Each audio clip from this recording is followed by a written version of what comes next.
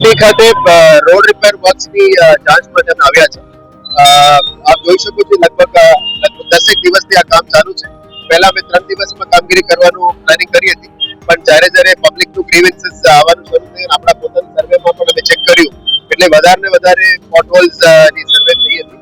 એટલે જેટલા પણ ખાડાઓ અત્યારે વડોદરા સિટીની અંદર રજૂઆતો મળી છે એને પૂરા કરવા માટે અત્યારે ટીમ મહેનત કરી રહ્યા છે. પોટહોલ્સ પુરાવાનું કામ પહેલા વેટ મિક્સથી શરૂ કરી હતી, પછી અમે કોન્ક્રીટ અને સીએનડી વેસ્ટની પણ અમે મહેનત કરી હતી.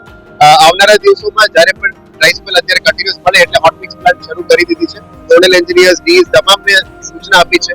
જ્યાં જે જગ્યાઓમાં ખાડા પડી છે તાત્કાલિક ધોરણે ડિપાર્ટમેન્ટલી હોય અથવા કોન્ટ્રાક્ટર મારફતે એને પૂરું કરવાનું કામ લાગી જાય.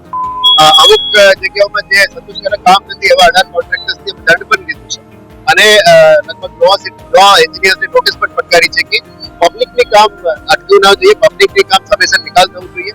સિટીની અંદર જે grievance portal, WhatsApp, toll free number, website, PMC portal પરથી અમુક સોર્સેસથી અમે ગ્રીવેન્સ મળે છે. લગભગ 6000 ગ્રીવેન્સ મળી હતી. આની અંદર અમે શોર્ટલિસ્ટ કરીને રોડ રસ્તા માટે લગભગ 600-700 ની જે રજૂઆતો છે એને અમે નિકાલ અત્યારે કરી રહ્યા છે. આશા રાખીએ કે આવનારા દિવસોમાં વડોદરાની સિટીઝન્સની સંતોષકારક કામગીરી થાય ત્યાર સુધી આ કામ જારી રહેશે.